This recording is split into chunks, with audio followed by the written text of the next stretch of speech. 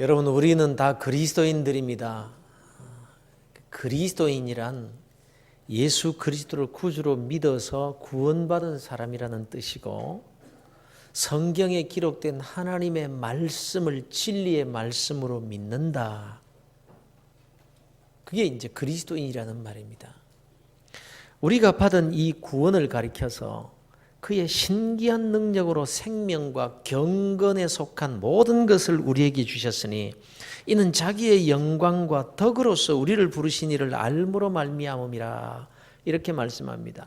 하나님의 은혜로 예수를 믿은 그리스도인들에게 보배롭고 지극히 큰 약속을 주셨다는 거예요. 그 약속이 구원이요, 영생이요, 하나님의 자녀가 되는 권세요, 또 아브라함의 후사에게 주시마 약속하신 그 모든 축복의 약속들, 이 약속을 말하는 거예요. 그런데 하나님께서 이런 약속을 받은 자들이 어떤 자리까지 이르기를 원하시는지를 살펴보면 깜짝 놀랄 정도입니다.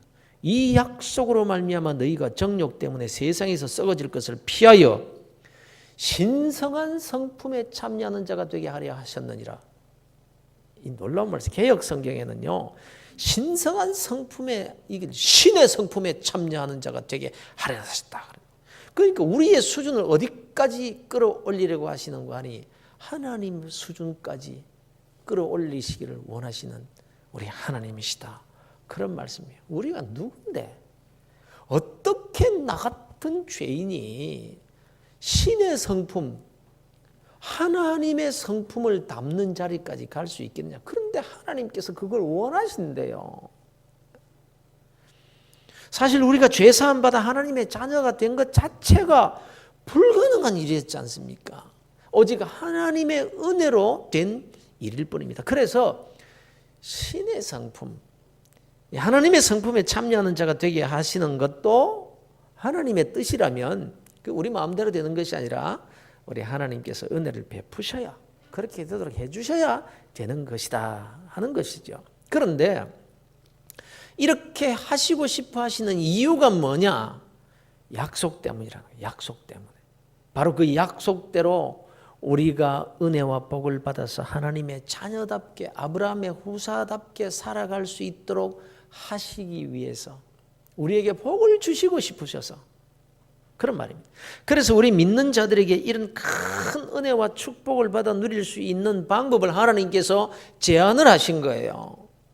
이렇게 해서 너희들이 축복의 자리까지 이르기를 원한다라는 거예요. 너희들 그냥 그렇게 살지 말고 내가 너희에게 약속한 이 약속을 받아서 누리며 살아갈 수 있는 그런 삶을 살기를 원한다. 그래서 부족한 이 종이 정말 빚진 자의 심정으로 여러분에게 축복의 말씀을 남기고 싶어서 이 본문의 말씀을 택해서 이제 앞으로 4주에 걸쳐서 메시지를 전하고자 합니다. 진심으로 여러분들이 믿음의 사람들에게 약속되어 있는 그 은혜와 축복을 받아 누리기를 간절히 원하면서 말씀을 전하고자 하는 거예요. 여러분, 우리는 다 믿음의 사람들입니다. 예수 그리스도를 믿잖아요. 그런데 그리스도인들이 가진 그 믿음 위에, 즉 구원받은 그리스도인의 삶에 더해야 될 덕목들이 있다라는 거예요. 그래서 신의 성품에까지 참여하여서 은혜와 축복의 자리에 이르도록 하시기 위해서 하나님께서 원하시는 것이 있다라는 거예요. 베드로는 이를 위해서 8절에서 게으르지 말고 10절에서 더욱더 힘써 하나님의 부르심과 택하심을 굳게 해야 된다라고 강조합니다. 바로 그 열심히 힘써서 해야 할 일이 5절에서 7절까지 기록되어 있는 거예요. 오늘은 먼저 이러므로 너희가 더욱 힘써 너희 믿음의 덕을 공급하라, 더하라 하는 이 부분에 대해서 우리가 생각해 보고자 합니다. 우리는 늘 믿음이 없어서 문제라고들 말하지 않습니까? 그렇죠. 믿음이 없어서 문제지. 믿음만 있다면 뭐가 문제가 되겠습니까? 그러나 베드로는 이미 믿고 있는 자들에게 권면합니다. 너희 믿는 자들아, 믿음을 가진 자들아, 너희들이 가진 그 믿음에 공급해야 될 것들이 있다라고 말씀하고 있는 거예요. 이것은 구원받기 위해서 믿음만으로는 부족하기 때문에 우리가 구원받기 위해서 보충해야 될 것이 있다는 뜻이 아닙니다. 그렇지 않습니다. 우리가 마지막 심판대 앞에 딱 섰을 때는요, 예수를 믿음으로 심판을 면할 수 있는 것이지 그 어떤 행위나 공력으로 되는 것이 결코 아니라, 그래서 구원에 관한 한 믿음에 더할 것은 아무것도 없다. 그런 거로 여기에서 베드로가 말하는 믿음에 공급해야 될 것들이라는 것은 그 믿음을 더욱 견고하게, 그 믿음을 더욱 풍성하게 하기를 위해서 필요한 것들이다라고 하는 것입니다. 8절을 한번 보십시다. 이런 것이 너희에게 있어 흡족한 즉, 이런 덕목들을 더함으로 인해서 너희들이 흡족한 즉, 너희로 우리 주 예수 그리스도를 알기에 게으르지 않고 열매 없는 자가 되지 않게 하려니와, 이런 것이 없는 자는 맹인이라. 이런 것이 없다는 것은 믿음을 말하는 게 아니에요. 믿음은 있는데 믿음에 더해야 될 것, 이런 것들이 없는 자는 맹인과 같다.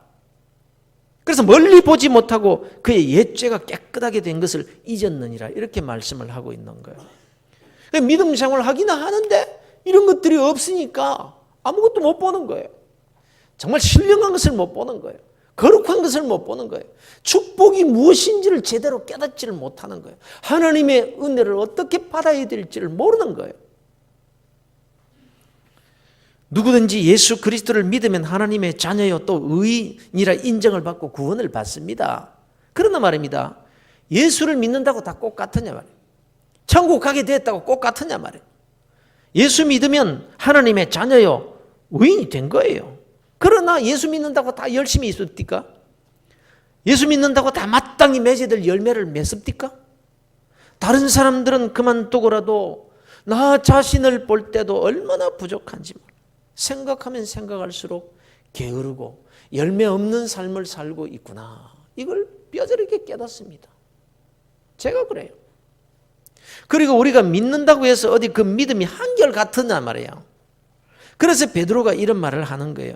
너희들이 게으르고 열매 없는 삶을 왜 살게 되는지 아느냐? 그것이 바로 믿음에 공급해야 될 것들을 공급하지 못해서 그런 거야, 이렇게 말씀하고 있는 거예요. 그래서 믿기는 믿지만 소경과 같이 멀리 보지 못한다는 거예요. 진짜 봐야 될 것을 보지 못하고 산다는 거예요. 믿음이 성숙되지 못했다라는 말이고 자라지 못했다는 말이에요.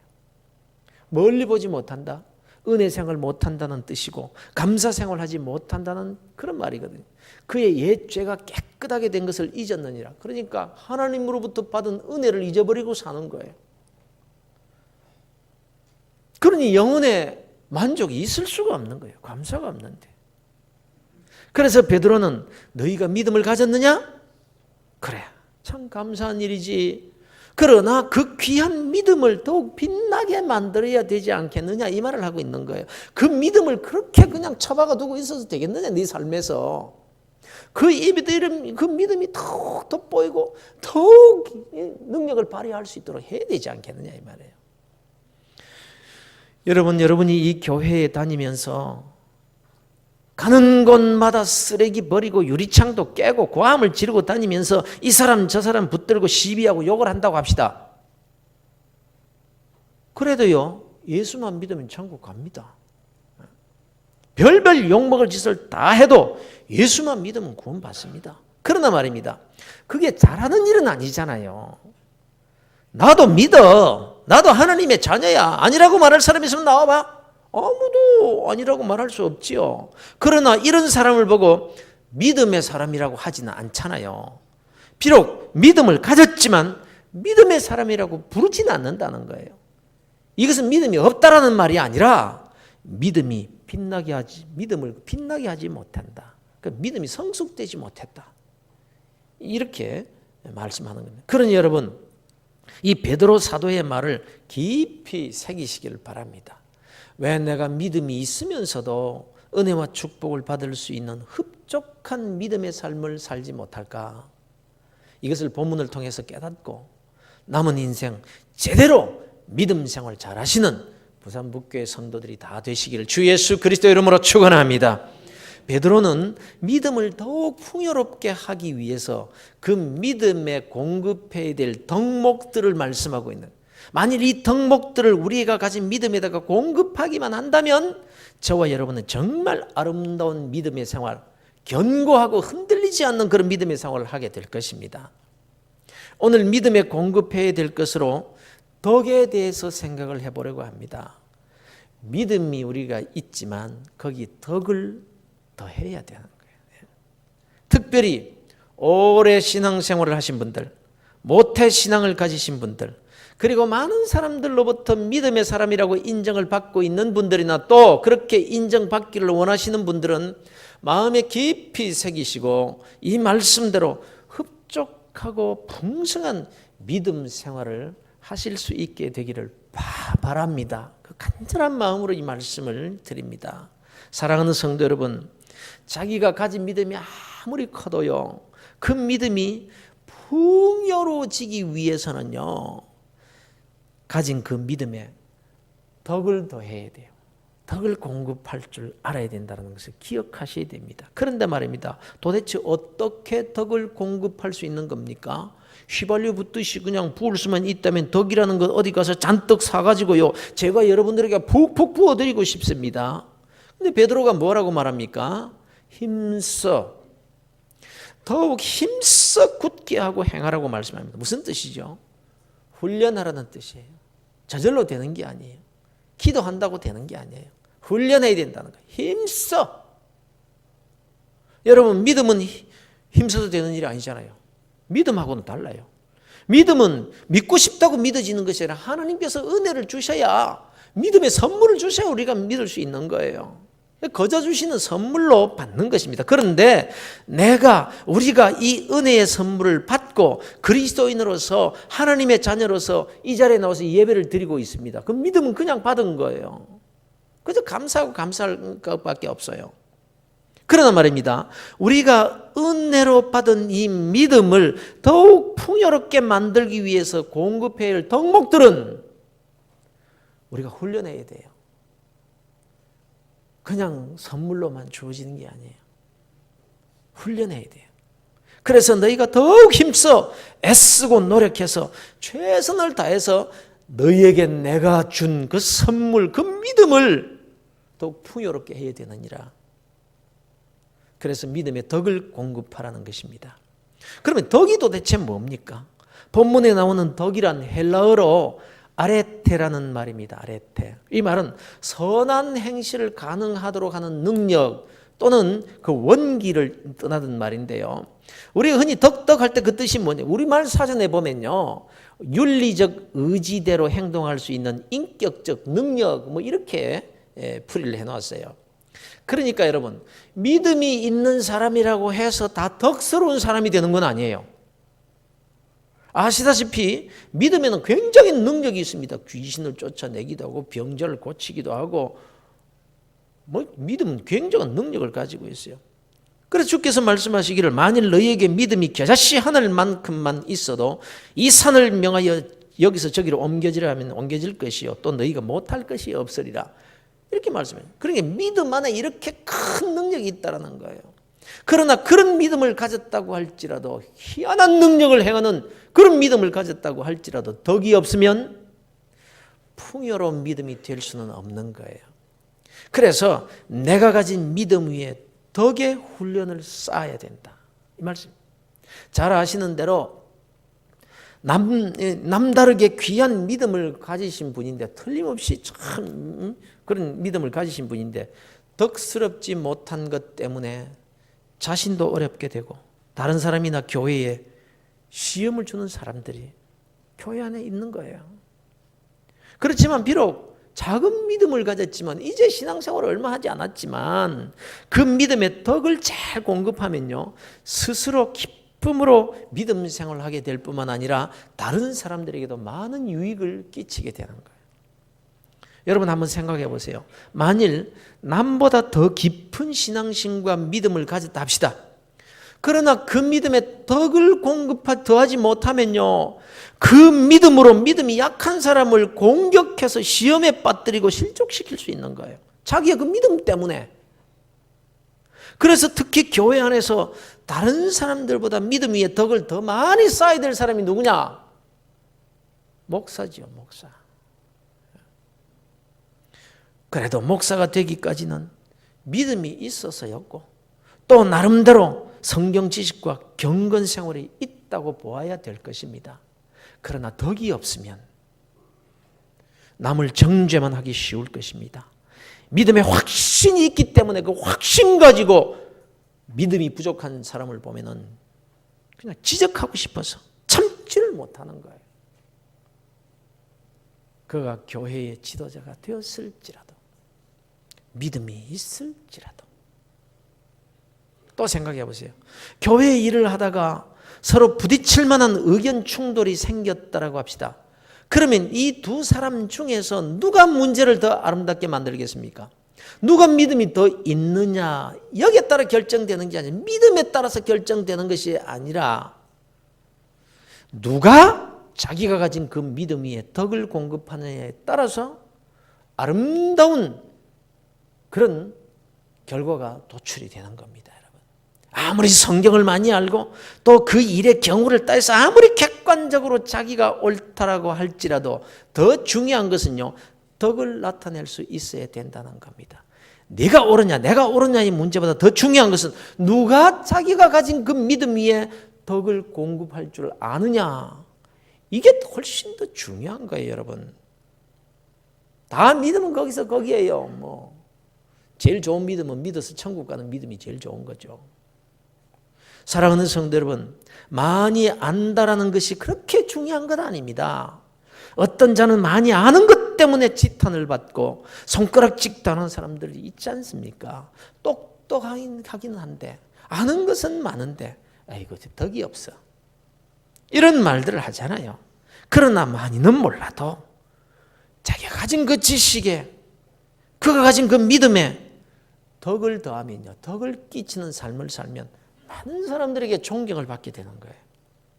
여러분은 여러분이 가진 지식과 그 믿음 위에 애쓰고 힘써서 덕을 쌓는 성도들이 다 되시기를 주 예수 그리스도 이름으로 축원합니다. 그러면 여러분이 가진 그 믿음과 지식의 크기에 상관없이 존경받는 사람들이 될 것입니다. 특히 우리 교회의 젊은 청년 여러분, 젊은 집사님 여러분, 여러분들은 이 교회의 다음 세대를 책임질 분들입니다. 많이 배우셔야 됩니다. 바른 지식을 가져야 됩니다. 성경 공부를 통해서 교회가 무엇인지, 직분이 무엇인지, 봉사는 어떻게 해야 되는지 제대로 훈련 받으셔야 됩니다. 그런데 많이 배우는 것도 중요하고 많이 아는 것도 중요하지만 그 위에 덕을 쌓는 훈련을 많이 하셔야 돼요. 많이 하셔야 돼요. 그래야 우리 교회에 소망이 있는 거예요. 성경 공부만 잔뜩 해놓고 실제의 삶에서 훈련을 하지 않으면 그 배웠다는 것으로 남을 정죄하기 바쁜 거예요. 그 남을 비판하, 눈에 잘 보여요. 성경 지식도 있고 많이 아니까. 그래서 남을 비판하는 그것으로 자기가 경건하는 것으로 착각하게 되는 거예요. 차라리 모르는 사람보다 더 못하게 될 수도 있음을 기억하셔야 되는 거예요. 바울의 경우를 생각해 보십시다. 고린도전서 8장을 보면요, 당시에 시장에 이렇게 고깃간에서 고기를 팔지 않습니까? 그 시장에서 파는 고기가 전부 1차적으로 딱 도축을 하면은 그 우상 앞에 가서 제사를 드리고 시장으로 나오는 거예요. 전부 우상의 제물들이에요. 그런데 그 우상에게 바쳐졌던 고기가 있다 합시다. 그러면 그 고기가 더럽혀진 겁니까? 우상을 숭배한 사람이 더럽혀진 겁니까? 보세요. 우상에게 고기를 제물로 바쳤다고 하는데 돌이나 철이나 금으로 만들어 놓은 그 우상이 고기를 먹기로 했습니까? 먹기를 했겠습니까? 뭐 더럽히기를 했습니까? 만일 받아서 침을 뱉어놓고 이것은 내 것이니라 이랬다면 고기가 더러워졌겠죠.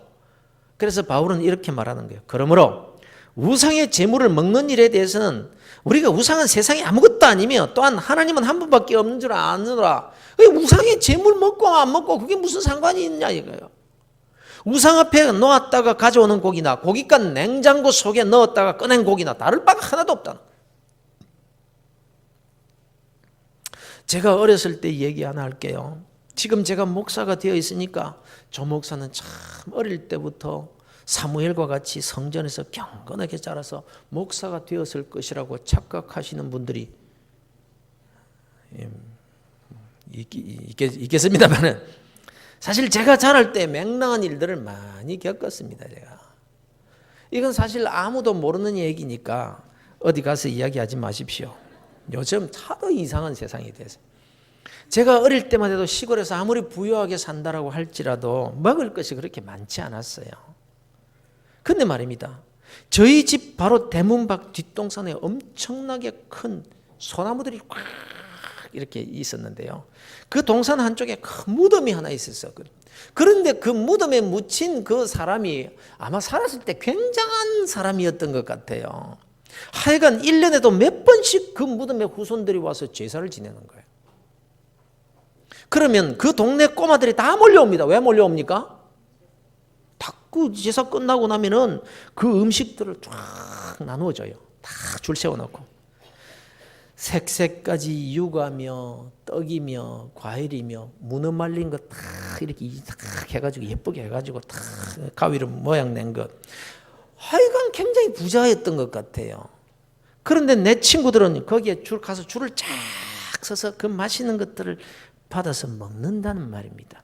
그런데 저는 줄을 설 수가 없잖아요. 어릴 때부터 교회에서 자랐기 때문에 제사 음식은 먹으면 안 된다, 이 굳게 믿고 있었기 때문입니다. 그런데 갈등이 뭔가 하면, 나하고 같이 열심히 교회에 다니는 친구들은 한 놈도 빠짐없이 거기 가서 얻어먹고는 입주둥이에 뭘 발라가지고 다닌다 이 말이에요. 그래서 쟤들은 저렇게 맛있게 먹는데 왜 나는 못 먹냐, 이런 생각이 들지 않겠어요? 그래도 저는 거기에 줄을 서지 않았습니다. 제가 이런 사람이었습니다. 어리지만 부모의 신앙 교육이 참 무서운 거예요. 그런데 말입니다, 한 번은 제사를 다 지내고 아이들이 줄을 서서 다 받아서 돌아가고 나서 이제 그 정리를 막 하고 있더라고요. 정리를 막 하고 있었는데, 거기에서 줄은 안 섰지만 제가 저 멀리 떨어져 가지고 물끄러미 구경을 했어요.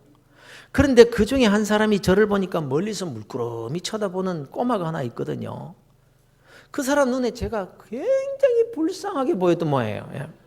아이고, 저 녀석 늦게 와서 하나 얻어먹지도 못하고 침만 삼키고 있구나. 얼굴도 예쁘장하게 생긴 아이인데, 여러분 제가 어릴 때 예뻤단 말이에요. 그래서 아이고 불쌍해라 이렇게 된 것 같아요. 야, 이리 오너라, 이리 와라, 이리 와라. 왜 이제 왔냐? 자, 이거 먹어라. 그러면서 한 봉지 그득하게 싸주는 거예요. 제가 시험에 안 들게 됐습니까? 지남철에 쇠붙이 끌려가듯이 더듬더듬 가서 받은 겁니다. 어떻게 색깔들이 그렇게 곱든지. 그런데 말입니다, 아무도 안 보는 자그마한 나무 밑에 싹 가서 입에 탁 넣으니까 맛이 있었겠습니까? 없었겠습니까? 입에 넣었는데 가슴이 두근두근, 누가 볼까 봐서 두리번거리면서, 그래도 입에 넣었으니까 막 죄는 지은 것이고 먹자. 근데 못 먹겠더라고.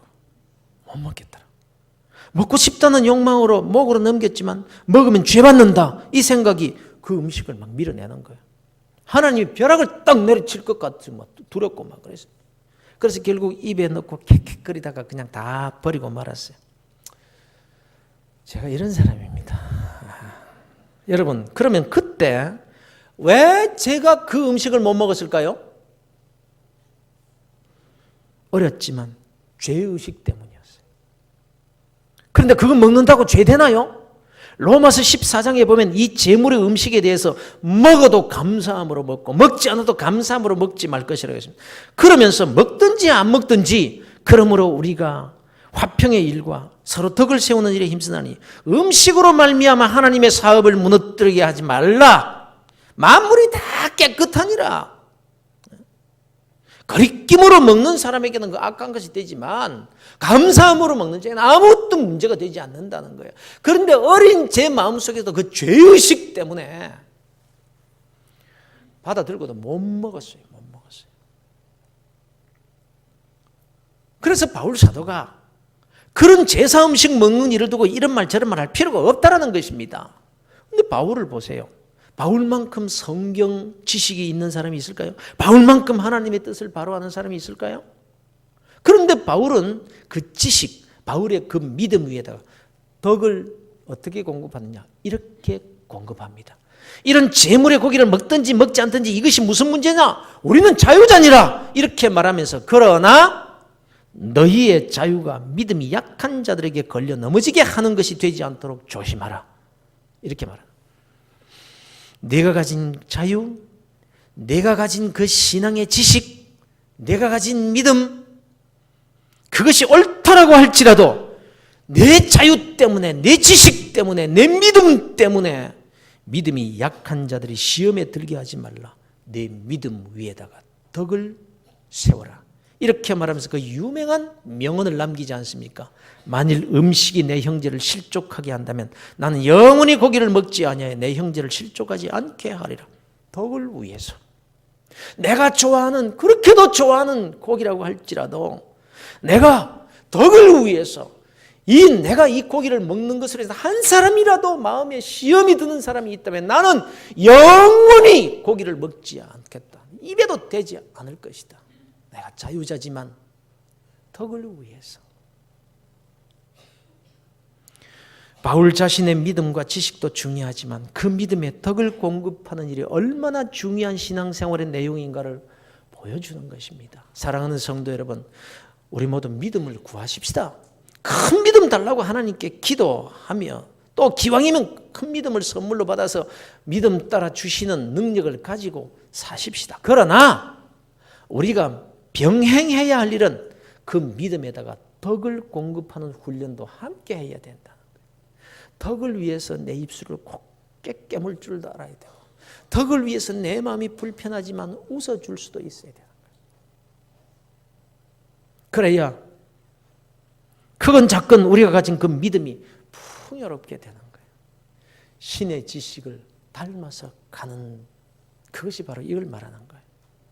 조금 전 말씀드린 대로 특히 젊은이 여러분 아무쪼록 더 젊을 때부터 덕을 쌓는 훈련을 많이 하시길 바랍니다. 그러면 여러분의 일평생 동안 어디로 가든지 존경받는 그리스도인들이 될 것이고 그리고 우리 교회가 여러분 때문에 아름답게 세워져 가게 될 것입니다. 믿음의 덕을 보태시길 바랍니다. 믿음의 덕을 더하는 삶을 빌립보서 2장에서 이렇게 말씀하고 있습니다. 그러므로 그리스도 안에 무슨 권면이나 사랑의 무슨 위로나 성령의 무슨 교제나 긍휼이나 자비가 있거든 마음을 같이하여 같은 사랑을 가지고 뜻을 합하며 한 마음을 품어 아무 일에든지 다툼이나 허영으로 하지 말고 오직 겸손한 마음으로 각각 자기보다 남을 낮게 여기고 각각 자기 일을 돌볼 뿐더러 또한 각각 다른 사람들의 일을 돌보아 나의 기쁨을 충만하게 하라. 너희 안에 이 마음을 품으라. 곧 예수 그리스도의 마음이니. 덕을 쌓아라 말이에요. 덕을 쌓아라 말이에요. 베드로는 권면합니다. 아니 주님께서 베드로를 통해서 우리에게 말씀하십니다. 너희가 더욱 힘써 너희 믿음에 덕을 공급해라. 그러면 흡족한 삶을 살게 될 것이고 열매가 있는 그리스도인이 될 것이며 항상 은혜 속에서 살게 될 것이다. 이렇게 말씀을 여러분 이 말씀을 꼭 기억하셔서 덕 있는 사람 되기 위해서 힘쓰는 우리 교회 성도들 다 되시기를 주 예수 그리스도 이름으로 축원합니다.